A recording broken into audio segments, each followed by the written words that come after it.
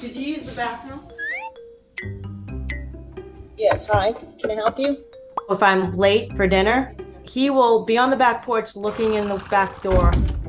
Excuse me, sir. I open it up and he comes into the kitchen. That's nice. Dinner time is not ready.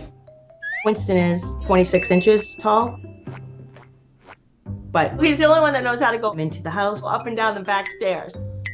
And then he goes, oh, now I can go in with all my buddies and hang out. Winston and Idaho are in the house. I was just dying laughing. That is classic Winston. But it was really good to see.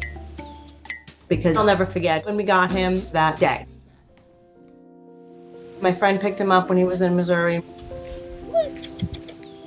He had been thrown into 2 different auctions to just make quick money. And we've never seen a horse this tiny. He had a lot of gunk coming out of his nose. His temperature was very high and it wasn't dropping. So we knew we were in big trouble.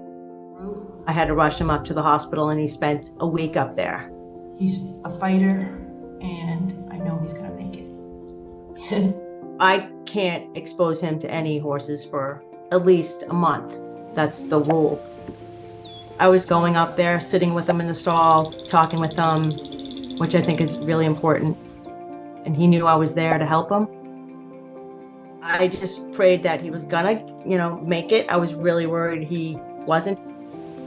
But he did a 180 and his temperature dropped, and that was a huge, huge green light.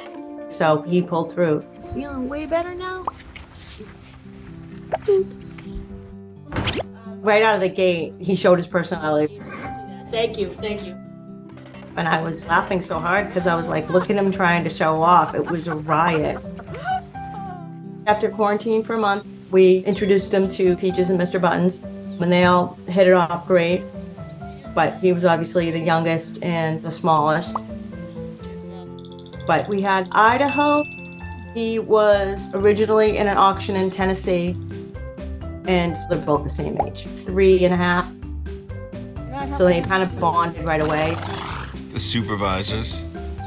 They're like little brothers. They just constantly teasing, constantly playing, getting into trouble. We do therapy work.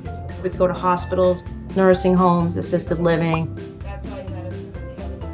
I bring them both on a therapy visit together. They both support each other. Sometimes Winston might be a little nervous and then he sees Idaho and I was like, yeah, this is a piece of cake. He had a blast. And people are completely excited, over the moon. It's amazing. We're advocates of dwarfs. We try to educate the public as much as possible about them. They have massive medical health issues and a ton of vet bills. But it's definitely worth it. I never second guess myself when I'm rescuing a horse. And I was really happy that Winston had turned the corner. It was the best day.